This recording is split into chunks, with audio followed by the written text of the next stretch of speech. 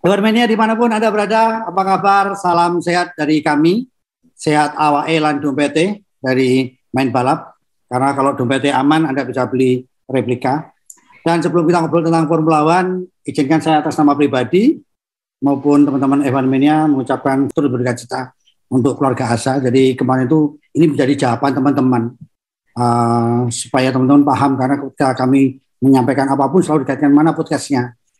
Mana podcastnya, kapan, didobel, ya kayak gaduh-gaduh aja didobel. Saya sudah sampaikan Asa sedang berduka karena mama mertua tercinta meninggal dunia karena sakit. Jadi kita doakan yang terbaik untuk beliau supaya beliau tetap mendapatkan tempat yang indah di sisinya. Amin, amin, amin, amin.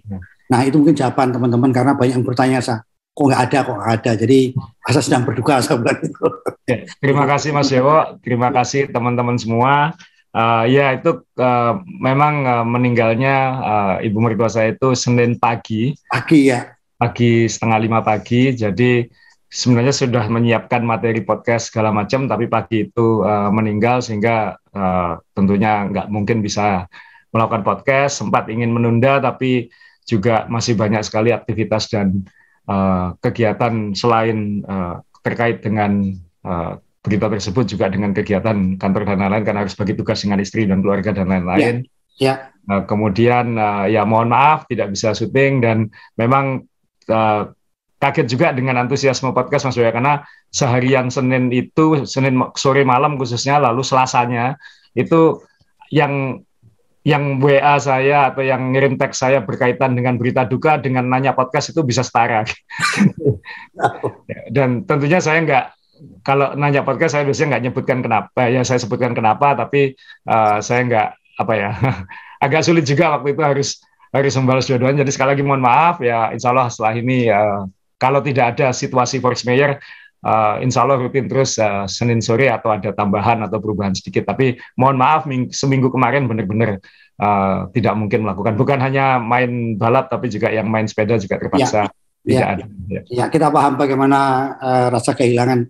Jadi teman-teman ini jawaban dan kita kembali semoga Asa sudah diberi kekuatan, keikhlasan. Sekarang kita ngobrol lagi Formula One. Yang jelas saya ini sebenarnya kalau sebagai pecinta awam itu Belgia itu tolak ukur saya untuk melihat Formula One semester genap tahun ini kayak apa. Tapi jujur kalau kita lihat Ferrari, kita lihat Mercedes, benar apa yang dikatakan Pak Jokowi presiden kita. Tidak ada progres yang signifikan, gitu kan, yang selalu dipakai di TikTok gitu kan. Kalau kita lihat teman-teman bersepeda nggak kuat ya udah suaranya Pak Jokowi, tidak ada progres. Nah, yang jelas saya melihat liburan tuh, karena liburan ini adalah momentum bagi saya Belgia bagaimana gitu. Jadi kalau Ferrari seperti itu wajar, karena ada yang memberikan foto katanya ini mirip Binotto katanya liburan malah yang lain ke gunung, ke pantai, dia malah jalan-jalan ke Las Vegas. Ini ada informasi semacam itu. Tapi saya otak-atik masuk akal. Karena memang selama ini pengambilan strategi selalu gambling kan, selalu berjudi gitu, jadi wajar gitu kan. Saya malah lebih suka liburannya Vettel ini asik. Staycation, makan, minum, ngopi, renang, nge-gym, makan. Kenapa? Saya masih punya vouchernya Aston, Mas. Dan yang saya cukup bangga adalah ini saya hormat, hari ini saya pakai Red Bull. Asa ternyata juga mau pakai Red Bull juga. Saya hormat. Ini tim mekanik, pit crew nggak pernah melakukan kesalahan apa-apa selama ini, perfect untuk Max Verstappen. Jadi pada saat liburan kemarin ternyata menarik.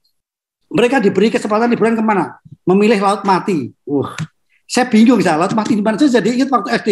Dewo, Laut Mati terletak di mana? Saya jawab, kuburan Bu, jawab gitu. Kalau tidak tempat sampah, ngapain mati masih disimpan di gudang, menu-menuin gitu kan. Nah ternyata mereka memang di Laut Mati ini kan ada di sekitar Jordania, Yerusalem, Israel. Nah di situ kan memang mengandung garam. Jadi orang kalau tidak bisa berenang pun akan ngapung gitu kan saya. Nah ternyata ada challenge dari Red Bull. Karena Red Bull selama ini kan selalu memberi solusi terbaik mobilnya untuk Max Verstappen. Red Bull memberikan hadiah 10 triliun untuk tim mekanik sejumlah kurang lebih 50 orang. Kalau Anda bisa menghidupkan kembali Laut Mati. Seminggu di otak-atik nyerah. Kenapa? Spare partnya sudah nggak ada lagi, Pak. Sudah nggak dijual di Loan. Oke, Warmenia. Semoga ini bisa menghibur Asa dan Anda semua. Kita mulai lagi dengan balapan malam tadi, tetapi tolong Sa, ini banyak yang pesan, tarik dikit dong ke Belgia, baru kita ngomongin tadi malam. Silakan Sa. Ya, terima kasih ya. Belgia itu sebenarnya pengen banget ngomong waktu itu, cuman karena tidak bisa bicara, mungkin saya singgung sedikit aja sekarang. Jadi memang menurut saya Belgia itu agak anomali ya, bukan berarti makin jauh, karena kalau kita lihat tadi malam di Belanda itu dekat lagi, ya.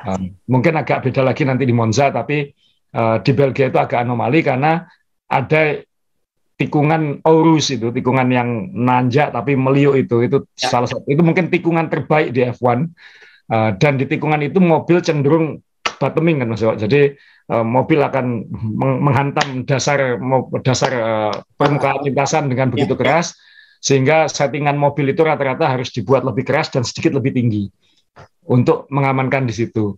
Red Bull kita semua tahu punya advantage top speed. Sudah bukan rahasia lagi, nggak ada yang bisa nyaingi Red Bull dalam hal top speed. Dan ternyata karakter sirkuit Spa itu cocok untuk Red Bull yang memang sejak awal sudah terbiasa dengan mobil yang sedikit lebih tinggi dari yang lain. Jadi ketika mobil yang lain harus ditinggikan, performanya jadi belepotan, Red Bull nggak ngaruh. Sehingga yang terjadi adalah Red Bull-nya sebenarnya tidak melonjak menjauh, yang lain aja yang menurun. Oh, masuk akal ya. Jadi selisihnya kalau ada satu settingan yang berubah, otomatis berubah semuanya ya. Iya. Nah, kebetulan Red Bull sudah terbiasa dengan mobil yang sedikit lebih tinggi settingannya kayak gitu. Nah, itu menurut saya agak anomali, dan itu terbukti di Belanda tadi malam jadi lebih ketat lagi, meskipun di Belanda trek lurusnya tidak terlalu signifikan, lebih meliuk-liuk, dan itu membuat lebih imbang dengan Ferrari dan Mercedes. Jadi ya moga-moga. Tapi melihat itu juga kita nanti jadi agak khawatir sama Brazil, Interlagos, sama mungkin nanti Amerika yang naik turun dan cepat juga. Jangan-jangan Red Bull akan dominan. Monza weekend ini Red Bull bisa mempermalukan Ferrari dengan amat sangat nanti. Tapi itu yang terjadi di Belgia. Selisihnya begitu jauh sehingga Verstappen start dari peringkat berapapun dengan mudah bisa ke depan. Karena selisihnya dengan Mercedes saja 1,8 detik per lap. Itu kan jauh banget. Nah itu ya kita harus akui lah, sekarang ini Verstappen, Red Bull sedang di atas begini, yang lain sedang mencari jati diri lagi begitu. Jadi saya malah menarik kalau teman-teman mungkin nggak mendapatkan di internet ya, cuman saya dapat linknya khusus dari pada saat diwawancarai Max Verstappen. Anda P14 di Belgia, finish podium 1 gitu kan. Anda luar biasa. Oh tidak, saya bukan luar biasa katanya. Ini merendah dia. Tapi joknya luar biasa. Humornya kelas tinggi. Saya P14 finish podium 1. Saya hanya ingin supaya saya tidak beku. Supaya saya tidak beku. Kenapa? Karena dia startnya dari 1, tadi 14, finishnya 1. Kalau 1, finishnya minus 14. Wah, itu beku saya. Saya nggak mau katanya. Oke, Sa. Ada tambah lagi Belgia sebelum kita tarik ke Belanda? Nggak ada Mas, kita langsung ke Belanda aja, karena sebenarnya judul yang saya siapkan minggu lalu itu adalah langsung judul besarnya tulisan The End, itu karena kejuaraan dunia sudah praktis selesai gitu. Jadi kita harus mikir habis ini apa yang menarik dari F1 2022, dan yang terjadi di Belanda tadi malam ya menegaskan itu sebenarnya. Cuman yang terjadi di Belanda adalah memberi harapan baru, apa yang bisa kita tunggu dari 7 lomba yang tersisa setelah ini. Jadi kalau saya langsung ke hasil lomba aja Mas Dewa ya. Jadi ya Verstappen menang lagi 2 kali berturut-turut di Belanda, 4 kali berturut-turut musim ini, kemenangan ke-10 musim ini. Jadi masih ada 7 lomba, nanti kita akan bahas, dia akan bisa memecahkan rekor kayaknya. Hamilton harusnya nomor 2, tapi akhirnya Russell yang nomor 2. Ini nanti kita akan bahas apakah ini Mercedes bagong seperti Ferrari atau Mercedes tidak punya pilihan gitu. Itu yang agak garis tipis Mas Dewa ya, antara bagong dan kepepet gitu. Itu agak garis tipis. Karena nanti ketika kita bahas Ferrari, kita kan juga bilang kenapa Ferrari ini hal-hal kecilnya bagong terus, termasuk di Belgia minggu lalu juga. Nah, Russell sangat konsisten, terus dapat poin banyak, ini akhirnya finish nomor 2, dan nanti kita akan lihat poinnya dia luar biasa. Leclerc, Ferrari kayaknya tadi malam itu start di depan, kita semua berharap Ferrari bisa tarung, tapi begitu lap, kira-kira lap 15-20 sampai akhir itu, kita nggak ngomongin Ferrari lagi jadinya. Kita ngomongin Mercedes sama Red Bull. Bagaimana sebuah tim yang begitu kuat di awal musim tidak jadi perbincangan tadi malam. Itu sesuatu yang kayak terjun ke jurang kan Mas Yo. Ya, betul. Dan yang dibicarakan bagongnya lagi gitu. Itu yang karena begitu kejadian temen langsung ya lagi kan kayak gitu. Jadi semua sudah tahu Ferrari bahkan bikin salah, tinggal salahnya apa kayak gitu. Itu mengerikan sekali untuk sebuah tim. Tim besar. Terus kemudian Hamilton finish nomor 4 akhirnya seharusnya dia punya kans menang. Apakah dia masih bisa menang tahun ini nanti kita akan bahas. Kemudian Perez tidak terlalu istimewa di Belanda, tapi ya mobilnya Red Bull jadi tetap dapat poin. Alonso bagaimanapun ini orang top ya, konsisten. Norris mengalahkan Norris sehingga poinnya Alpine dan McLaren ini yang penting nanti, dan tentunya Sainz gara-gara Ferrari plus kena penalti lagi 5 detik. Kemudian Ocon, 2 Alpine ini konsisten banget, dan Stroll dapat 1 poin lagi. Stroll ini berapa kali? 4 kali finish nomor 10 ya. 1 kali lagi yang spin race kalau nggak salah ya. Kemudian ini klasemen pembalap ya the end Mas Yo. Maksudnya kita tinggal menunggu kapan Verstappen juara dunia. Sebenarnya kayak gitu. Teman-teman yang mungkin ke Singapura mungkin akan dapat kesempatan karena ada kemungkinan kuncinya bisa di sana itu nanti di Singapura. Kalau dominan terus. Kemudian Leclerc nomor 2, tapi nomor 2-nya poinnya sama dengan Perez karena dia menang lebih banyak, Perez hanya menang sekali kan, sehingga countback-nya dapat Leclerc, tapi ini bisa Leclerc nomor 3 nanti, malah bisa nomor 4 kalau kita lihat Russell hanya 13 poin di belakang. Hanya 13 poin di belakang. Leclerc sekali lagi nggak finish, Russell podium, Russell nyalip Leclerc. Percaya nggak? Itu menakjubkannya. Mercedes ini nggak menang sama sekali tahun ini. Nggak menang sama sekali. Ferrari menang berapa? 4. Tapi poinnya seperti ini. Ini sukar dipercaya. Kemudian ingat nggak pembalap MotoGP yang meninggal karena bersepeda yang nomor 69? Nicky Hayden ya. Ini kan sama kan, nggak pernah menang. Sekali menang. Tapi konsisten ya. Iya kan? Ya, tapi ini nggak pernah menang. Ya, moga-moga nanti Mercedes ada menang tahun ini lah, supaya kita dapat hiburan yang berbeda gitu. Sainz sekali lagi korban Ferrari lah. Hamilton yang Russell menunjukkan hebat ya. Russell sejauh ini masih 30 poin di atas Hamilton. Norris ini akan terus melorot, ini malah bisa terancam sama Ocon dan Alonso nanti di akhir musim. Karena memang nggak ada yang bantu dia benar-benar sendirian untuk McLaren tahun ini, dan Bottas walaupun kemarin nggak finish mengakibatkan red flag masih peringkat 10 pembalap. Lalu kita ke klasemen konstruktor, Red Bull udah nggak usah dilihat, 411 poin, jauh banget. Ferrari dan Mercedes hanya selisih 30 poin. 30 poin. Luar biasa. Alpine dan McLaren saya kira ini akan makin sulit. McLaren bisa kejar nggak nih? Sulit Mas Yo, karena Norris sendirian, jadi yang terjadi ya Norris dikeroyok tadi malam kan, nggak bisa fleksibel dalam hal strategi karena nggak punya bumper. Kemudian Alfa Romeo kayaknya ini akan di situ, nggak tahu bisa ngejar atau tidak. Alfa Tauri juga di situ terus. Aston Martin, Alfa Tauri ini kejar-kejaran tapi kayak seperempat langkah gitu kan, 1 poin, 1 poin. Betul. Dan Williams ya sehebat apapun Albon ya tetap peringkat 10 terakhir. Jadi secara klasemen saya kira ini kita semua bisa bilang praktis sudah di end untuk kejuaraan dunia. Tinggal kita membahas tiap lomba serunya seperti apa. Moga-moga Mercedes bisa menang atau mungkin ada kejutan lain. Dan ya siapa tahu Ferrari tiba-tiba jadi pinter kan, 7 lomba terakhir itu juga bisa jadi bahan pembahasan, karena yang salah satu komentar unik yang saya dapat di HP saya ketika podcast dibatalkan minggu lalu adalah ada teman yang WA Mas Yo. Kenapa? Nggak apa-apa Zah, nggak usah ada podcast. Jadi kita nggak usah jelek-jelekan Ferrari lagi katanya kayak gitu. Loh, malah yang DM saya malah ada yang bilang kok nggak ada mumpung Ferrari lucu atau gitu. Masih lucu kok, tenang. Kalau lucu tuh lucu terus. Pada koleksi Ferrari saya itu banyak. Masih lucu kok. Buktinya tadi malam juga masih agak lucu kan kayak gitu. Jadi saking anehnya sampai nyebut Ferrari itu lucu, luar biasa Ferrari. Ini sekarang kembali ke Max Verstappen. Kalau kita ngomongin mobil, apakah memang mobil superior? Toh Ferrari juga superior. Apakah Max ini juga representatif dari bagaimana bagaimana perfectnya sebuah Red Bull, sebuah tim besar yang ini kan tim besar mewakilkan pembalapnya kan saya ini kan. Iya. Dua-duanya harus Kalau Asa melihat bagaimana kalau sampai dia menang berturut-turut sudah 10 kali di mata Asa gimana Max ini?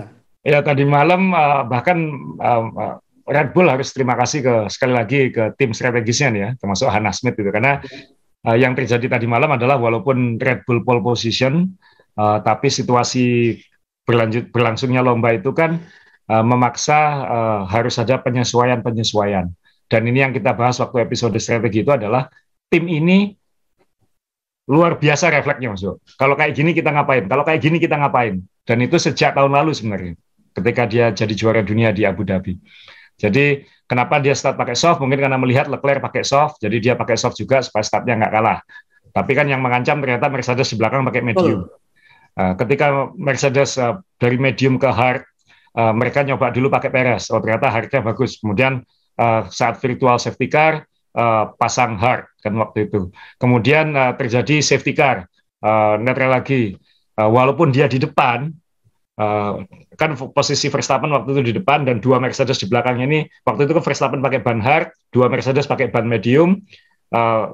Red Bull dengan berani bilang masuk ganti ban soft gitu. Meskipun harus ada kemungkinan akan di belakang Mercedes gitu. Bahkan ada kemungkinan di belakang dua Mercedes kalau dua-duanya nggak pit stop, tapi mereka dengan sangat pede bilang ganti ban soft karena kita akan mencoba nyalip gitu. Dan karena dia tidak memikirkan kejuaraan dunia lagi kan, jadi lebih berani dalam mengambil keputusan kan Mas. Jadi lebih berani bikin entertainment kira-kira kayak gitu. Nah, ini yang dilakukan. Jadi kemampuan switch strateginya, kemampuan mengeksekusi, ketegasan dalam eksekusinya Red Bull ini luar biasa. Itu yang jadi mungkin Binotto ke Vegas mungkin main kartunya masih kalah pinter juga gitu. Karena kan ini kayak main kartu kan maksudnya kayak main poker kan. Jadi kayak misalnya Mercedes gini, Red Bull gini. Red Bull gini, Mercedes berani nggak? Kayak gitu kan. Ini kan kayak gitu. Ya. Setuju. Jadi main kartu tapi yang dipegang Binotto joker terus ini. Joker kalau menang nggak apa-apa Mas Jo. Ini punya joker nggak dikeluarkan kadang-kadang. Ya, saya sedikit mundur saya. Ya. Pengambilan keputusan ini kan kalau kita mau jujur ya, kalau saya pribadi, kalau awam saya juga mohon maaf karena asal jeplak aja saya salah ngomong. Ya. Belgia dengan Belanda saya suka Belanda balapan semalam. Ini berhitung-hitungan kalkulator semua ini. Yeah. Pakai apa? Ini apa? Jual beli. Nah, Ferrari itu belum bisa jual beli strategi seperti yang dilakukan Mercedes maupun Red Bull. Tadi Asa bilang Mercedes pakai medium. Ya kan awal kan? Yeah. Ini kan strategi klasiknya tim papan atas. Zaman dulu kan memang ada sesuatu apa yang akan terjadi. Jadi penonton itu nanti apa yang terjadi. Saya semalam udah pikir apakah yang terjadi dengan Mercedes, dia pakai ban berbeda. Ya. Dan dia kan gitu, karena kan saat kualifikasi kan dia tidak bisa ke depan karena kan Perez waktu itu melintir sehingga Mercedes tidak dapat kesempatan untuk maju lebih ke depan sehingga Mercedes harus lebih mikir kita ngapain, karena kita nggak di depan ini, jadi kita harus ngapain gitu. Oh yang lain soft, kita coba medium kayak gitu. Nah ternyata medium itu pilihan yang benar, bahkan ban hard pun bekerja dengan baik di sirkuit ini gitu. Ya. Kan Alonso juga pakai, kemudian Norris juga pakai, efektif. Dan itu sebenarnya memaksa Red Bull harus berpikir juga waktu itu, karena kan Red Bull ini kalau kita dengar omongannya Horner tadi malam setelah lomba adalah strategi awalnya Red Bull itu adalah soft, medium, soft. Tapi karena Mercedes begitu cepat dengan ban hard, akhirnya jadi soft, hard kan sobat waktu itu. Nah itu yang memaksa Red Bull juga harus menyesuaikan Mercedes. Jadi Mercedes sempat nantang main kartu kayak gitu. Nah tapi pada akhirnya adalah kita harus ngomong nanti apakah virtual safety car itu, ini saya mau nampilin fotonya Tsunoda. Ini kan sempat ada konspirasi teoris yang bilang, ini disengaja nih kan tim keduanya ini disuruh. Timingnya kok pas banget menguntungkan Verstappen gitu seharusnya. Tapi kalau menurut katanya Horner adalah enggak, karena seharusnya waktu itu Verstappen pindah ke soft medium soft itu. Tapi gara-gara kecelakaan ini mau nggak mau Verstappen harus pakai ban hard kayak gitu, karena harus memikirkan Mercedes yang ngejar terus kan waktu itu di belakang, sehingga yang terjadi seperti ini. Yang terjadi seperti ini. Dan kemudian dinetralisir oleh safety car yang saat Bottas berhenti di garis lurus itu. Jadi sebenarnya ini jadi tidak terlalu relevan. Jadi kita kembali ke strategi tadi ya, kita ngomongin main kartunya yaitu akhirnya ketika safety car terakhir, nah ini main kartu terakhir kan gitu kan, dengan cepat Red Bull memutuskan, walaupun di depan Red Bull memutuskan masuk pasang ban soft, dan itu Mercedes, Toto Wolff juga mengakui bahwa ini kalau dibilang apakah Mercedes bikin kesalahan, menurut saya juga enggak Mas Yo, karena mau nggak mau kan kepepet Mas Yo, waduh diginiin, aku harus ngapain ini gitu. Kan ini ingat Abu Dhabi tahun lalu kan, ketika Red Bull dengan berani masuk pit stop kan, posisi yang di depan ini kan jadi tamu. Ya. Nah, waktu itu Mercedes punya dua pilihan. Satu, dua-duanya nggak pit. Jadi menjadikan Russell sebagai bempernya Verstappen untuk membemperi Hamilton. Ya. Dan itu hanya ada 11 lap kan sebelum finish. Sebenarnya kan kayak ini cukup 11 lap kan, nggak terlalu lama sebenarnya. Tapi ada risiko kalau dua-duanya pakai medium, ini dua-duanya juga akan disalip. Ya sebenarnya nggak apa-apa juga finish 2-3 kan, tapi di belakangnya bisa disalip lagi sama Leclerc. Ya. Jadi ada risiko-risiko seperti itu. Kemudian, diputuskan akhirnya split strategi. Yang satu tetap di depan, dalam hal ini Hamilton karena dia yang di depan. Kemudian yang satu lagi adalah Russell. Russell sebenarnya ikut membantu memutuskan, saya masuk gitu. Lalu Russell masuk, ganti ban soft juga, dengan harapan nanti mungkin kalau misalnya Hamilton bermasalah, ini bisa nantang Red Bull. Jadi toh sama-sama finish nomor 2 nanti. Jadi kalau katanya Toto Wolff adalah saya lebih baik ngambil risiko seperti ini, ngejar menang daripada ya udahlah kita finish 2-3 saja. Nah ini karena mereka sadar ban ini nggak akan bisa bersaing, ada harapan mungkin bisa bersaing, tapi nggak pede-pede amat juga.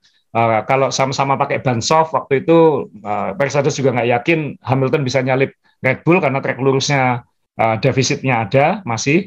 Jadi ya sebenarnya hasil akhirnya nanti saya pikir juga nggak terlalu beda-beda amat juga.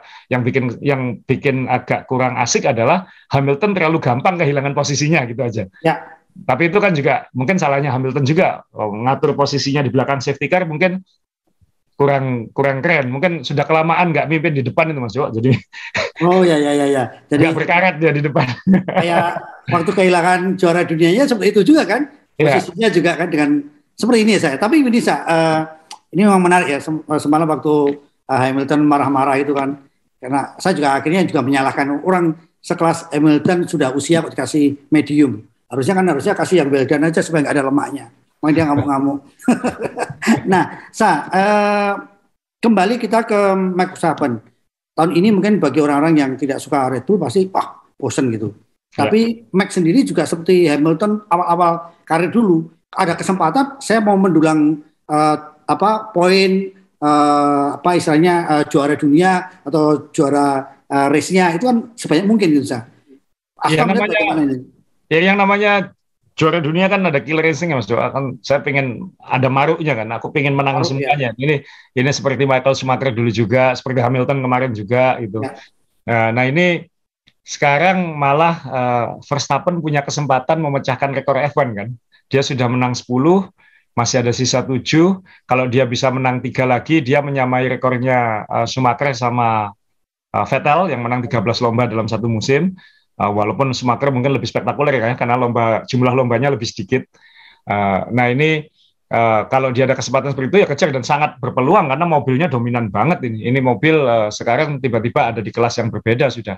Mungkin di sirkuit-sirkuit yang meliuk-liuk seperti Zandvoort mungkin nggak terlalu selisih jauh. Tapi nanti kalau ke Monza itu bisa mungkin start belakang lagi di Fur gitu. Atau mungkin di Brazil nanti di Austin mungkin juga akan dominan. Jadi bahkan mungkin Suzuka mungkin kita nggak tahu. Nah ini yang kita tinggal menunggu apakah Verstappen nanti bisa memecahkan rekor itu atau tidak. Kalau iya kan ya sekalian itu icing on the cake istilahnya kan. Jadi ini pembalap yang tahun lalu setengah mati jadi juara dunia untuk mecah damnya itu, dan begitu damnya pecah airnya ngalir begitu deras dan menang dan tahun ini juara dunia secara dominan. Dan kalau dia juara dunia dominan tahun ini, orang mungkin sudah agak melupakan kontroversinya tahun lalu, ya dia juara dunia. Mungkin kira-kira kayak gitu. Kan butuh masa-masa sulit itu kan. Vettel dulu kan juga harus kalah dulu sama Brown, kemudian Hamilton juga setengah mati sebelum jadi juara dunia. Ada fase yang harus dilewati seorang juara dunia gitu. Nah, ini yang akan dilakukan oleh Verstappen. Jadi ya kita tinggal menunggu kapan jadi juara dunianya gitu aja. Tercepat Singapura ya. Jadi teman-teman yang ke Singapura nanti, mohon maaf saya mungkin tahun ini nggak bisa nonton F1 dulu, tapi yang ke Singapura nanti mungkin bisa merayakan juaranya Red Bull di situ. Juaranya Verstappen maksudnya. Ini yang kita tunggu. Nah, ini yang itu yang kita bicara soal Verstappen. Jadi soal Red Bull kayaknya kita sudah nggak perlu terlalu, karena ini tim sudah nggak perlu ngapa-ngapain Mas Yo. Ya, paling nanti kita mungkin pas episode libur bisa bahas jadi nggak sih ini sama Porsche, itu nanti kita bahas setelah Monza, karena saya yakin setelah itu akan ada banyak berita. Nah, kalau Mercedes sendiri, Mercedes ini bisa menang nggak sih? Itu yang jadi pertanyaan sekarang kan Mas Yo. Maksudnya Mercedes ini bisa menang nggak? Ini sisa 7, saya terus terang habis tadi malam Mercedes gagal menang, saya lihat di mana ya punya peluang. Peluang terbesarnya kan Hungaria, Russell pole position tapi nggak menang. Di Zandvoort ini secara mengejutkan punya kans menang dan juga nggak dapat. Nah, ini tinggal sirkuit dari 7 sirkuit sisa ini, saya lihat mana yang paling memungkinkan untuk Mercedes, yang kan syaratnya harus meliuk-liuk, tidak terlalu high speed, yang memungkinkan hanya 2 saya lihat mungkin. Yang satu pun mungkin, yang memungkinkan paling besar mungkin Singapura. Singapura mungkin juga kita bisa melihat Mercedes akhirnya menang. Kalau di Singapura nggak bisa menang, akan sangat sulit sampai akhir musim. Karena setelah itu kan Jepang itu meliuk-liuk, harusnya cocok buat Mercedes, tapi juga masih main power kan, masih ada top speednya juga di situ. Jadi mungkin agak sulit. Austin, Hamilton biasanya jago di Austin, tapi Austin kan juga minta power. Jadi belum juga. Meksiko apalagi di ketinggian. Kemudian Meksiko itu biasanya makanannya Red Bull. Kemudian apa yang sisa? Abu Dhabi, Brazil, sulit Mas Yo. Jadi Monza besok sulit mungkin, kecuali ada sesuatu yang istimewa terjadi. Jadi Mercedes harus benar-benar menghitung ini di mana aku bisa menang, dan chance-nya mungkin tinggal 2 lomba. Kalau enggak mungkin ya sulit dibayangkan Mercedes tidak menang 1 pun lomba tahun ini. Itu agak tragis. Tragis. Jadi kalau lihat balapan tahun ini rasanya sudah tutup buku ya saya. Jadi 2 tim yang untuk kejuaraan dunia tutup buku Mas. Ya, maksudnya tutup buku itu juara dunia. Tetapi kan harapan kita ini kan ada perbaikan yang luar biasa dari Ferrari setelah libur 1 bulan ini. Karena itu kan minimal. Kalau kita melihat, kita sekarang harus belajar dari MotoGP juga kan. Bagaimana Quartararo sudah mendominasi, sekarang Pecco gerus. Ini kan menarik kan. MotoGP juga menarik karena ada yang menggerus. Karena Alex sudah nggak bisa menggerus Quartararo kan. Tapi di Formula One kan sudah stop sah. Siapa yang bisa menggerus? Harapan kita kan Ferrari atau Mercedes. Nah, apa harus dilakukan Ferrari sah? Sekali lagi apa yang ini Ferrari, jadi strategi Mas. Mercedes punya mobil yang mungkin seharusnya kalah dari Ferrari tadi malam. Tapi karena strategi dia bisa nantang Red Bull. Karena strategi dia bisa mengalahkan Ferrari. Ferrari yang punya mobil lebih oke, bukan hanya punya masalah strategi, juga punya masalah operasional kan Mas. Kan yang terjadi 2 lomba terakhir ini kan masalah operasional, bukan sekedar strategi, gitu. Tapi juga eksekusinya kan Mas. Jadi strateginya mungkin benar, eksekusinya nggak benar. Itu misalnya ketika di Belgia, kita mundur ke Belgia, Leclerc kan peringkat 5. Ya udahlah, aku nggak bisa menang, tapi gimana caranya aku meminimalisir kehilangan poin ya? Oh iya, ini ada fase lap yang bisa aku kejar. Bagaimana kalau kita ganti ban, cari fase lap di lap terakhir, lalu kita curi 1 poin lagi dari Red Bull misalnya kayak gitu. Malah melorot ke peringkat 6.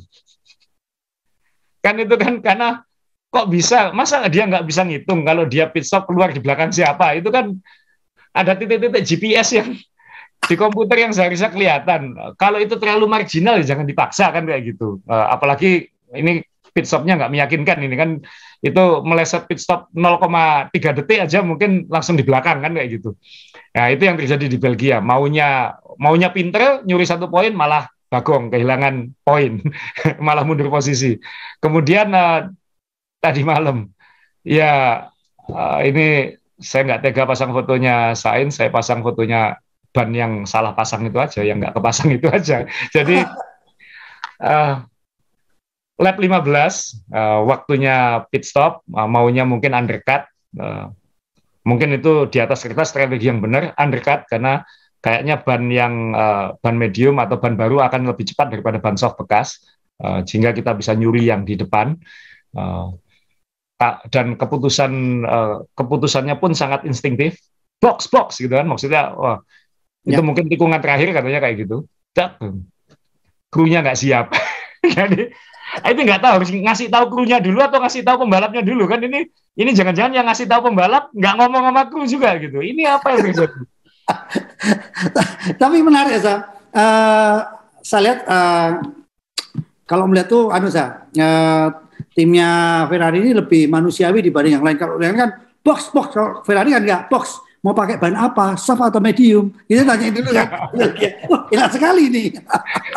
Oh iya, karena sejak Belgia ya itu kan sudah mulai ada percakapan ya. Sekarang mungkin karena pengalaman buruk itu, kru dengan pembalap ini jadi lebih diskusi sekarang. Kamu mau pakai yang mana? Takut aku salah soalnya kayak gitu. Nah ini kan mulai terjadi percakapan itu dengan Leclerc khususnya. Tapi dengan Sainz ini kan seharusnya keputusan tegas itu. Sainz pengen pit stop, Ferrari pengen pit stop, krunya nggak siap. Ini Binotto sampai waktu diwawancara waktu itu benar-benar sulit menjawab gitu. Sudah ada apa di timku ini kok bisa nggak sinkron semua gitu loh. Yang sini oke, sini enggak. Sini oke, sini enggak. Iya. Ya Bagong itu mungkin yang paling. Tapi maksudnya harusnya memang pit stopnya pendek banget Mas Yo ya. Zandvoort ini pit stopnya pendek banget. Tapi kan dia harusnya kan box itu harus ada yang lari ngambil atau ya apa gitu. Masa nggak nyaut gitu. Lah itu lah bedanya orang hidup di Eropa dengan di Indonesia. Di Indonesia itu kalau kita nggak punya apa-apa bisa lari ke tetangga pinjem gitu kan. Itu nggak boleh. Kalau kita kan nggak punya apa bisa lari ke tetangga minta garam, minta gula, minta apa bisa. Karena kan mau pinjam banyak orang lain dimarahin kalau di Eropa karena individu katanya begitu kan. Terus satu lagi kan yang waktu pit stop terakhir yang unsafe release itu, yang dianggap unsafe release oleh FIA sehingga di penalti 5 detik. Jadi kehilangan poin lagi, itu sudah sulit-sulit maju ke depan lagi, kehilangan lagi poin gara-gara pit stop lagi. Dan itu agak 50-50 sih menurut saya, karena alasannya Sainz adalah dia ngerem karena menghindari pit crew di depannya itu yang terlalu mepet katanya, sehingga dia harus nggak. Tapi ya kan kelihatan itu Alonso atau Alpine itu kan sudah terlalu dekat juga, sehingga ya unsafe release lah gitu. Toh kalau misalnya Sainz keluar di belakangnya Alonso kan harusnya dengan mudah bisa ngambil lagi seharusnya kayak gitu. Nah ini benar-benar sulit menjelaskan kenapa ya Ferrari ini. Ini kan mungkin juga bukan Binotto kan masalahnya. Ini nggak, apakah Binotto ini kurang ngamuan atau apa kan nggak tahu juga gitu. Kalau diamui tambah gopo semua mungkin kayak gitu, kita nggak tahu juga. Ini apa yang terjadi di Ferrari ini. Ini soul searching-nya luar biasa ini. Sekarang saja kita sudah bisa menduga Ferrari pasti akan bikin kekonyolan. Itu memalukan Mas Yo, untuk tim yang punya sejarah seperti ini, tim yang ini kan timnya F1 kan ini seharusnya kan. Tapi berkali-kali membuat kesalahan dan semakin under pressure kesalahannya makin konyol. Jadi ini mau ngubah di mana nggak tahu. Sedangkan Red Bull cepat sekali bereaksi, main kartunya pinter kayak gitu-gitu. Mercedes saja yang lama nggak menang aja masih berani main kartu kan kayak gitu. Ini enggak. Tadi malam kan Ferrari praktis jadi penonton. Seandainya kamu jadi orang yang membangun mesin untuk Ferrari dan melihat eksekusinya seperti itu, bagaimana perasaannya Ya. Yang kita nggak boleh jelekkan karena kan kita belum tentu bisa juga kayak gitu. Apalagi kita melihatnya dari luar, kita nggak tahu situasi di situ seperti apa. Nah ini yang jelaskan dulu kita pernah bahas 3 elemen Mas Yo. Satu, tim pembuat mobilnya ini sudah nggak ada masalah tahun ini karena mobilnya oke. Developernya pun juga oke kan Mas Yo. Sampai tadi malam kan sebenarnya sangat kompetitif Mas. Kemudian dari sisi operasional ini sekarang yang kan ada tim desain, tim pembuat mobil yang memastikan reliability dan lain-lain. Jadi yang bikin mobil sudah oke, yang mobilnya kan reliable juga sebenarnya ini. Tinggal eksekusi aja kan ini. Eksekusi di lintasannya, hal-hal kecil-kecil itu. Ini yang dengan mudah kita bilang ya ini chief strategisnya. Tapi tadi malam kan bukan strategis Mas. Tadi malam kan operasional. Ya. Nah, ini evaluasinya nanti ya pasti akan signifikan setelah musim ini mungkin, karena kan mungkin tidak mungkin ngubah sekarang. Signifikan, saya kira akan ada restructuring nanti di departemen, khususnya di level operasional, karena operasional itu pasti menyangkut strategi dan eksekusi. Karena kalau enggak, kasihan pembalapnya, dua pembalapnya ini sampai bingung sendiri sama timnya gitu. Sainz kan di radionya bagus banget ngomongnya. Oh my God, udah kayak kita udah nggak bisa komentar apa-apa, cuman bilang ya Tuhan, udah kayak gitu aja udah. Jadi itu komentar paling bagus tadi malam. Saya memikir waktu radionya nyala, Sainz ngomong sebagai akan mengumpat-ngumpat seperti Hamilton gitu kan. Ya. Enggak, teman-teman. Oh my God, udah kayak gitu aja sudah sulit dipercaya ya Tuhan, timku ini kayak gitu, mungkin kira-kira kayak gitu lah matinya. Iya. Gobloknya kalau orang Jawa bilang nih. jadi Via sempat mau menghilangkan suara radio karena takutnya kan ada hal yang tidak bagus kayak Alonso marah-marah gitu kan. Ya. Ternyata bukan itu yang akan dihilangkan. Karena apa? Pada saat ngomong serius itu ada suara bocor. Sayang, beda tempat itu. Nah, ini jujur ya, saya tuh ingin, kalau saya pribadi pengen balapan ini terselamatkan masih dengan suasana yang ramai gitu kan. Kalau maaf, Red Bull udah beda kelas itu rasanya nggak asik juga gitu kan. Kalau kita hanya melihat papan tengah aja rasanya juga kurang seru gitu kan. Ya. Sebenarnya kalau dengan waktu yang mepet ini, Asa tadi udah ngomongin Ferrari, seharusnya tinggal bagaimana timnya secara keseluruhan bekerja dengan perfect itu kan.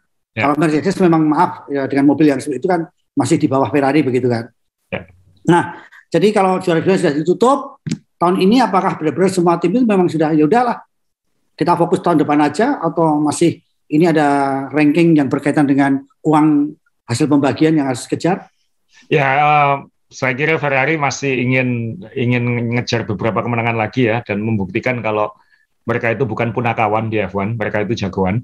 Ini yang karena belakangan kok malah jadi punakawan kayak gitu. Punakawan ini lucu-lucu loh, bagian yang lucu-lucu loh punakawan. Lihat. Maksudnya kalau nggak jadi Pandawa jadi Kurawa lah Mas Ewo kan kayak gitu. Kalian ya, jadi biar seru ya. Ya, ini jadi punakawan dan jadi bahan lucu-lucuan. Ya, moga-moga nanti Ferrari bisa klik dengan cepat, karena ada kemungkinan kan juga Red Bull, apalagi kalau nanti ternyata Verstappen sudah dapat 13 atau 14, mungkin juga akan ngendur karena dia akan mikirin tahun depan, atau mungkin ngasih Perez atau apa. Ada kemungkinan gitu juga. Ya, moga-moga Red Bull masih memikirkan penggemar juga gitu. Kalau dulu kan Senna dulu kalau sudah juara dunia kan ya, dia ngasih kemenangan Berger kayak gitu. Gerhard Berger teman satu timnya, karena ada gentleman-nya di zaman dulu itu kan. Sekarang ini kan kita jarang melihat yang seperti itu. Michael Schumacher nggak mau ngasih ke temannya. Hamilton nggak mau ngasih ke temannya. Nah, ini moga-moga masih ada yang seperti itulah. Ya, memang itu nggak pure menang, tapi itu kan human story ya, karena teamwork, pembalasan budi ke teman itu moga-moga masih ada, sehingga masih ada harapan juara-juara baru muncul. Jadi yang kita tunggu sekarang adalah ada yang bisa juara baru lagi nggak ya kayak gitu. Apalagi mendekati akhir musim kan mesin-mesinnya udah mulai soak-soak kan, mulai ya, masalahnya Ferrari lebih soak daripada Red Bull ini. Ketika ganti mesin atau apa, moga-moga nanti bisa lebih seru. Saya sangat berharap ya Mercedes bisa menang minimal 1 tahun ini, sehingga tidak kosongan, ada juara lain. Tiap tahun kan biasanya ada juara kejutan. Ini tahun ini masih belum ada. Moga-moga nanti akan ada juara kejutan. Ya, itu yang bisa kita tunggu sambil melihat apapun positifnya Mas Yo, bahwa Red Bull lebih dominan iya, tapi mobil-mobil tahun ini lebih enak dilihat Mas Yo. Dalam artian mobil-mobilnya bisa lebih, jadi action di lintasannya itu lebih menyenangkan dari tahun lalu. Tahun lalu kan walaupun punya DRS tapi kan tetap sulit nyalip. Sekarang malah mungkin terlalu gampang nyalip. Itu yang harus dipikirkan juga kan. Jangan-jangan DRS-nya yang harus dikurangi. Nah, ini akan jadi bahan perbincangan banyak lah tentang F1 ke depan seperti apa. Dan tentunya yang paling seru ya pasti soal silly season kan, karena kan masih ada soal kontrak pembalap. Kontrak-kontrak masih akan seru, karena akan ada ternyata kontrak di F1 itu yang disebut kontrak ternyata bukan kontrak, dan ternyata yang sudah punya kontrak pun masih bisa dibeli atau dibuang. Nah, ini masih akan terjadi, bahkan sebelum Monza ini mungkin akan ada pengumuman-pengumuman lagi tentang pembalap-pembalap baru masuk F1. Jadi mungkin kita langsung langsung move on aja. Jadi ya Verstappen the end, juara dunia, tinggal nunggu waktu. Mercedes moga-moga bisa mencuri kemenangan sebelum musim berakhir.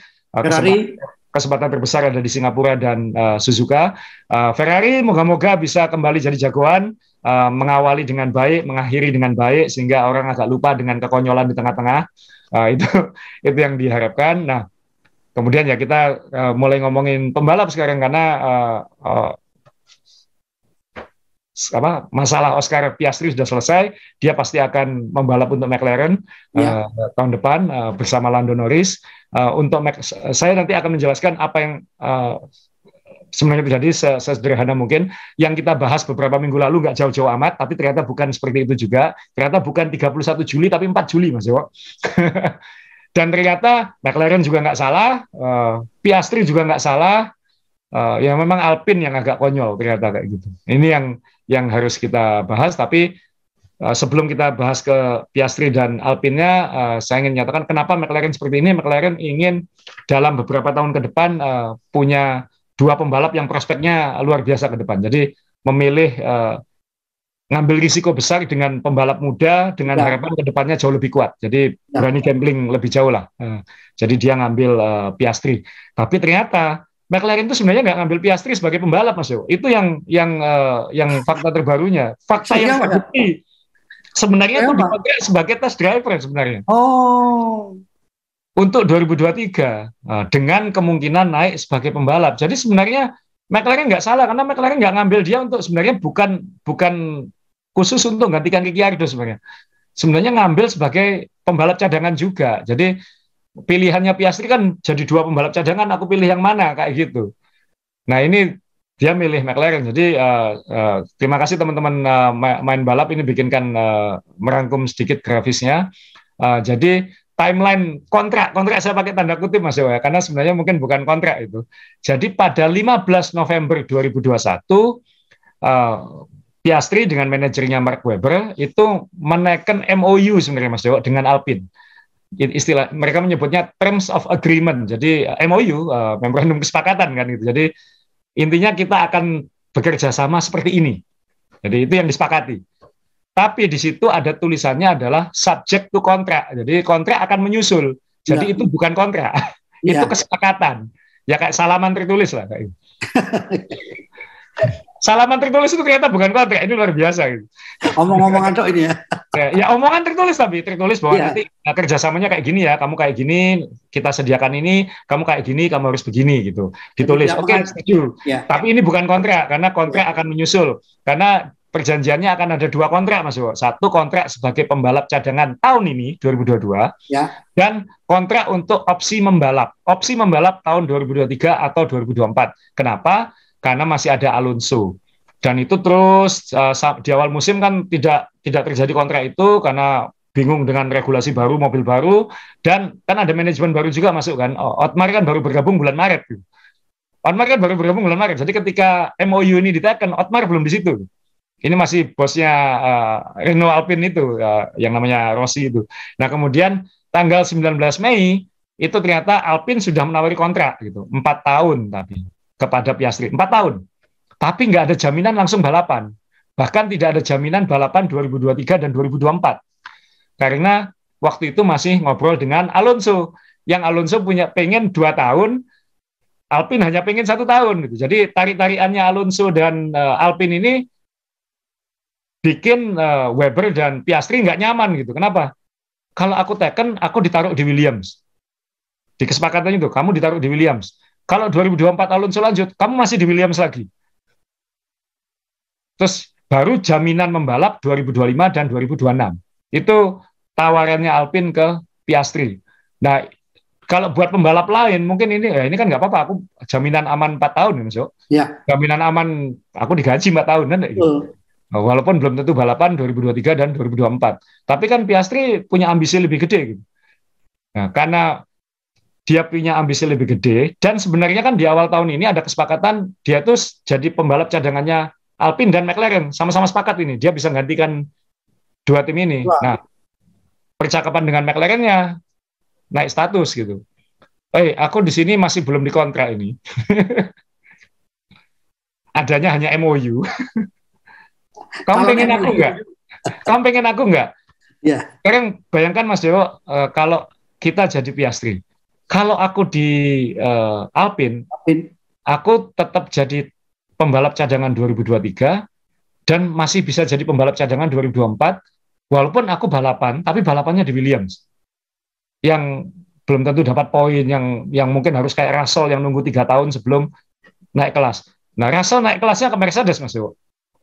Ini naik kelasnya ke Alpine, kan belum tentu kayak Mercedes.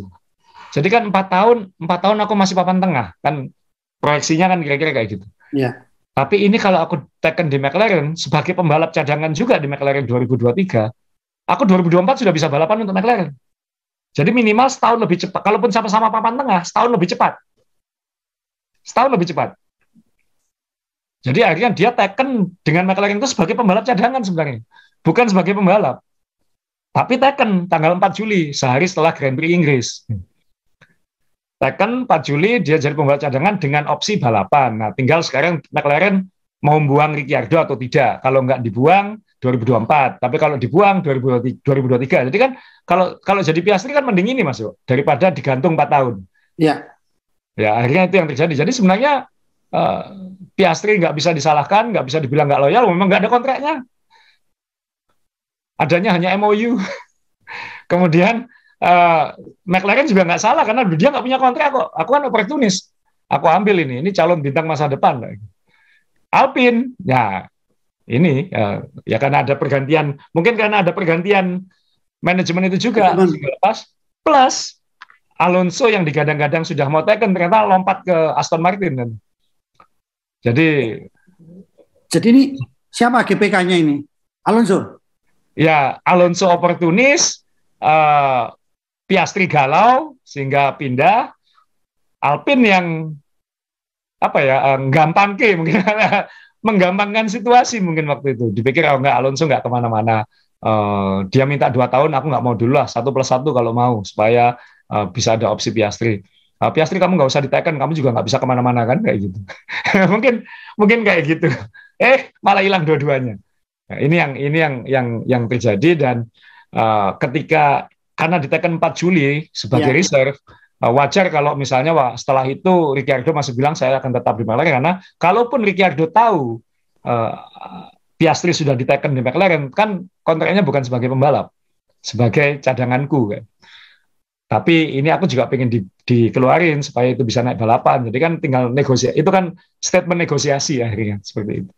Nah, kemudian yang terjadi akhir Juli, awal Agustus, Alonso lompat, Piastri ternyata nggak punya kontrak dengan Alpine, dan ini harus dibawa ke kontrak recognition board itu ya, dewan kontrak itu yang isinya 8 orang, yang 4 full time, yang 4 didatangkan untuk memutuskan, dan 8-8-nya aklamasi bilang McLaren. Aklamasi Mas.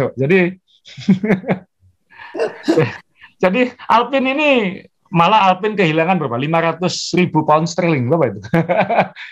hampir 1 miliar ya, 10 miliar gara-gara urusan ini. Malah kehilangan uang biaya pengacara. Karena biaya itu ini ya. Biaya kono gini. Nah, menarik ini, pembalap muda ini harapannya luar biasa, tapi juga bisa jadi beban juga seperti Asa bilang di podcast beberapa yang lalu. Makanya kan kita tinggal tunggu saja bagaimana penampilan Piastri ini. Tapi dampaknya dengan dia sudah pindah seperti ini, tidak ada kontrak semacam ini, Alpine terus bagaimana? Siapa yang kira-kira di series session ini pembalap-pembalap yang mencari pekerjaan ini siapa saja dan siapa yang nanti akan ketendang? Saya kira teman-teman sudah mengikuti beritanya ya, bahwa mungkin akan ada pengumuman di Monza nanti bahwa Pierre Gasly akan ke Alpine. Jadi Alpine akan bikin super tim Prancis ya. Prancis semua, Ocon dan Gasly. Pada dasarnya Helmut Marko di Red Bull sudah bilang mereka sudah siap merelakan Gasly. Alpine tinggal bayar sejumlah uang untuk membeli kontraknya. Kemudian Gasly akan terlepas dari beban dia di Red Bull dan akan jadi merdeka ke Alpine. Alpine punya tim Prancis, punya pengganti Alonso yang juga lumayan, malah mungkin mungkin tidak sespektakuler potensinya Piastri, tapi juga tidak jelek. Jadi ini bagaimanapun juga pernah menang. Jadi punya dua pembalap yang sama-sama pernah menang, meskipun dua-duanya menang opportunis ya. Ini Alpine akan seperti ini, tapi yang dilakukan sekarang adalah AlphaTauri masih menanti kebijakan FIA dalam dan Formula One dalam mengizinkan pembalap ini, saya sebut di sini, Colton Herta, Mas Yowo, pembalap IndyCar, yang pembalap Amerika yang kita sebut-sebut berkali-kali itu, yang sebenarnya punya perjanjian dengan McLaren juga. Kalau Colton Herta ini boleh dapat poin-poinnya cukup untuk dapat super license, maka Herta akan bergabung, umur 22 tahun ini, Herta akan bergabung di AlphaTauri, kemudian Gasly akan pindah ke Alpine. Nah, masalahnya adalah kurang 2 poin orang ini sekarang. Jadi kalau juara, mungkin teman-teman bisa mencari detailnya lebih lengkap di internet ya, butuh 40 poin untuk jadi pembalap F1. Itu kalau jadi juara IndyCar itu 40 poin langsung, tapi karena dia bukan juara, dia peringkat sekian, dan itu kalau di total dalam beberapa tahun terakhir, jumlah poinnya dia hanya 38, jadi kurang 2. Ya. Nah, ada loophole-nya, karena dia juara balapan junior Skip Barber atau apa gitu, tahun 2018, kalau dia mengawali debutnya tahun ini, misalnya di akhir musim nanti dia balapan 1 lomba di Abu Dhabi gitu misalnya, setelah dia mengakhiri musim IndyCar ini dia balapan ngambil balapannya tahun ini, dan skip balapan junior yang 2018 itu dihitung sebagai juara, dia boleh balapan tahun ini, tapi tidak tahun depan. Jadi ada detailnya, teman-teman bisa mencari itu kenapa kok poinnya Herta itu kurang 2, tapi ini sedang didiskusikan karena bagaimanapun dia ini papan atas di IndyCar. IndyCar itu kan ya hampir F1 lah, kalau banyak orang bilang. Dia sudah menang 7 kali di IndyCar, masa nggak boleh masuk F1 kan konyol. Sedangkan ya maaf, Tsunoda kan juga bukan juara F2 juga gitu. Kemudian di situ kan ada Latifi, ada Stroll misalnya yang di juniornya tidak sespektakuler Herta ini. Nah ini saya kira sekarang sedang ada diskusi apakah nanti diberi kelonggaran khusus bagi Herta untuk boleh balapan F1. Bisa mungkin akhir musim ini 1 lomba, atau ya boleh tahun depan sekalian. Atau mungkin nanti dikasih dispensasi kalau dia melakukan testing selama sekian kilometer sebelum akhir musim atau apa, pasti akan dicarikan cara lah ini, dia bisa masuk F1. Dan harus diingat F1 butuh pembalap Amerika, dan butuh pembalap Amerika yang beneran. Nah, dalam artian Colton Herta ini pembalap bintang dari Amerika, bukan sekedar pembalap Amerika. Nah, jadi kita tunggu. Saya kira ini akan terjadi. Colton Herta akan ke AlphaTauri, Gasly akan ke Alpine. Itu yang terjadi nanti. Dan itu akan jadi sesuatu yang baik. Ini nanti beritanya mungkin bisa kita dapatkan minggu ini sebelum Monza atau di Monza. Ya. Terus yang lain dampaknya kayak Mick kemana? Kemana? Ini yang susah sekarang karena Mick Schumacher dia sudah memutuskan akhir tahun ini tidak akan lanjut bersama Ferrari Academy, jadi dia akan bebas. Berarti dia tidak bargainingnya ke Haas akan berkurang lagi. Haas juga sudah ngasih bargaining juga ke Mick, kamu belum tentu lanjut. Kita punya beberapa kandidat, ya paling itu kan negosiasi, kamu bawa sponsor berapa juga kan Mas Yowo. Nah, jadi yang terancam 2 pasti, yang satu Mick Schumacher, tragis ya, ini juara F2, tapi entah siapa tahu Williams mau menampung, atau mungkin jangan-jangan nanti AlphaTauri Mick sama Herta, kan kita nggak tahu. Masih dinamis lah ini, karena sudah terbukti pembalap punya kontrak, belum tentu punya jaminan. Kemudian Tsunoda kan juga belum diteken, walaupun Zhou kayaknya akan tetap lanjut bersama Bottas. Jadi yang tersisa hanya Williams dan Haas sekarang praktis. Nah, ini yang kita tunggu. Kemudian satu lagi ya, Ricciardo Mas Yowo. Ricciardo mau kemana sekarang? Ya, kan dipikir kemarin dia bisa kembali ke Alpine, ternyata kan Alpine nggak pengen dia juga kayak gitu. Ya, karena Alpine kan juga sakit hati juga. Dulu kan Ricciardo teken dengan McLaren setahun sebelum kontraknya habis dengan Renault waktu itu, dengan Alpine. Jadi ya makanya jangan pernah bakar jembatan kan Mas Yowo. Karena nggak bisa balik coaching jadinya. Nah ini berarti kan masa Ricciardo di Haas? Ya mungkin nggak ada pilihan. Ya. Tapi buat Ricciardo sendiri duitnya nggak masalah karena dia sudah dibayar penuh sama McLaren untuk nggak balapan tahun depan. Jadi seandainya dia dibayar hanya $500,000 di Haas pun buat dia nggak apa-apa kayak gitu. Dia hanya perlu mengembalikan $500,000 itu ke McLaren kayak gitu. Tetap gajinya tetap salah satu yang terbesar gitu. Tetap jauh lebih besar daripada Piastri kan. Nah, ini yang kita tunggu. Jadi Ricciardo dan Mick. Moga-moga ya saya terus terang moga-moga Mick tetap dapat tempat. Ya Tsunoda lah nggak usah diperpanjang kalau saya sih. Tidak ada nilai tambahnya menurut saya gitu. Tapi Tsunoda ini menarik loh, Sa. Siapa tahu gara-gara safety belt aja bisa bantu poin tim besarnya dia gitu. mungkin itu ujian terakhir dia kalau mau diperpanjang atau tidak kan kita. Harus nurut. Saya nggak percaya itu konspirasi, tapi kalau itu konspirasi kayaknya timingnya pas banget ya. jadi ya seperti itu. Ya, apapun konspirasinya, tapi kadang kita juga berpikir ini Red Bull sudah dominan, tapi kita kurang tahu juga ya karena ini pasarnya kan di Belanda gitu. Kita lihat semalam kan orangnya semua dan via ini kadang-kadang perlu datang ke Indonesia juga nonton sepak bola aja. Ada yang melempar flare aja langsung red flag gitu. Di sini ada yang melempar koin, lempar macam-macam ke lapangan. Bukan hanya flare. Ya, saya aja bisa ngitung Mas Yo, kalau Persebaya main tiba-tiba ada flare, 50 juta kena. Udah kayak gitu aja. Nah, ini di Belanda Mas Yo ya. Maaf, ini di Belanda. Dablek dikasih tahu mati bisa.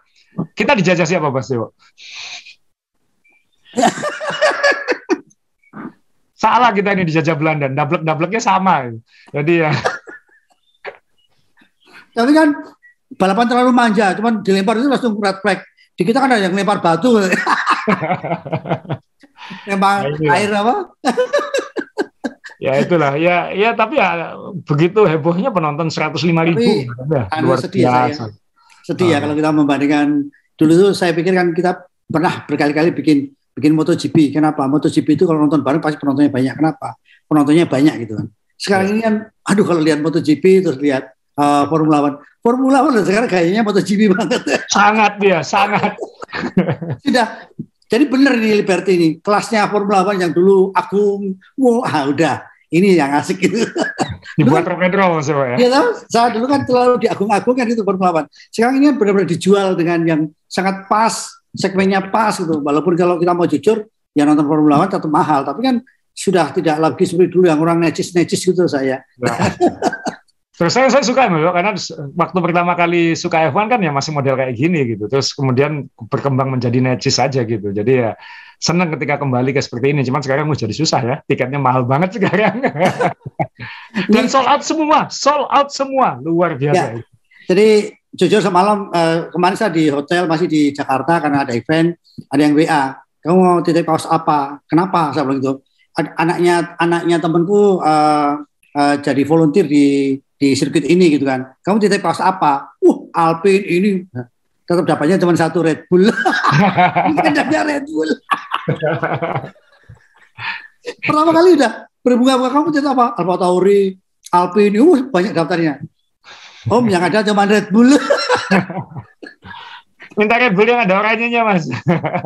Oh iya salah, aku minta yang biru aku kan oranye kan sudah dikasih Oh iya, kau udah dapat ya? Ya dapat kan dari Om Bobby. Ya sekali lagi terima kasih ini Asa, tapi yang jelas senang ya, kemarin saya juga bangga saya di WA sama Pak Dr. Gunawan, ayahnya Om Stepi. Ya. Ini juga ayo kita ke Singapura, ngomong Stepi kerja di sana, kita ke sana. Om saya yang salah ini, saya Om malah WA saya yang harusnya WA ke Om. Terima kasih atas perhatiannya, luar biasa saya. Ya. Dan saya juga gara-gara kita nggak siaran itu ada yang Siko namanya. Om nggak siaran gini. Kamu di mana Jogja gini. Ternyata itu cucunya. Jadi omnya itu di mana, karena saya nggak punya duit untuk kos. Saya itu tinggal di tempatnya Dr. Wito, THT Suwito Jogja itu. Pinjam komputer tahun 90 kan udah ada komputer untuk bikin skripsi, ikut makan, nyetir di situ.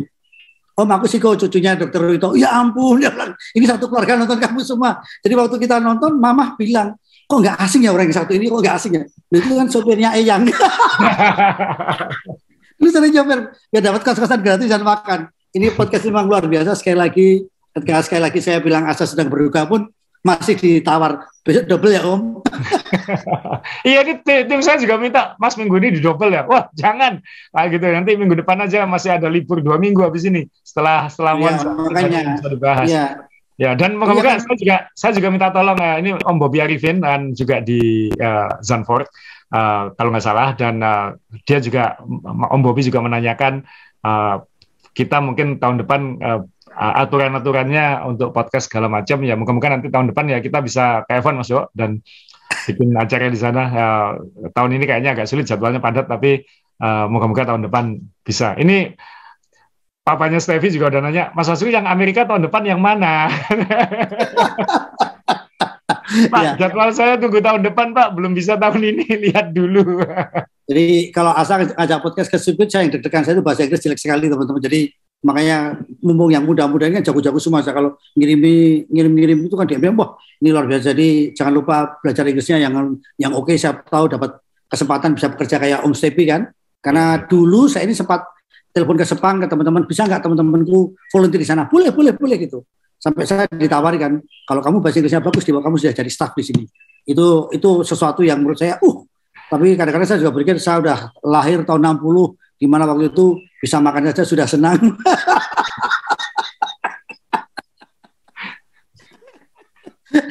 Ya udahlah, yang penting sekarang saya jadi pemilik perusahaan yang punya karyawan S2, sudah bangga. Bahasa Inggrisnya bagus. Asa, ada lagi tambahan, Sa? Nggak, cukup Mas Dewa. Ini minggu ini sudah ada balapan lagi, jadi minggu depan, Senin depan kita sudah bahas tentang Monza, dan mungkin ada update soal silly season, dan mungkin kita bisa punya bahan yang lebih menarik juga untuk liburan menuju balapan-balapan di Asia. Ya, dan kalau di Monza, teman-teman jangan lupa, kalau Anda lihat seluruh insinyur di Ferrari, di tim Ferrari sekarang sudah nggak punya baju yang kemeja yang ada kancing bajunya semua nggak ada. Kenapa? Tiap kali balapan digini-giniin kancing bajunya pada brodol. Jadi sekarang di sana sudah nggak ada lagi kemeja yang ada kancing bajunya, karena tiap kali nonton gini sampai ada yang ngeluh, aduh saya beli obat untuk penumbuh bulu dada sekarang udah habis semua, tiap kali nonton begini nonton Ferrari begini atau gini Mas Bo? Iya, gini. Baik, Iwan Mania, sekali lagi terima kasih datanya. Asa, semoga semakin kuat. Lagi ikhlaskan kepada Ibu Mertua, mau diikhlaskan, doakan terus, keluarga juga mendoakan. Kita juga jangan lupa untuk Al-Fatihah untuk beliau. Teman-teman terima kasih, jangan lupa jaga kesehatan, sehat dompetnya lan sehat badane. Oke, terima kasih, salam.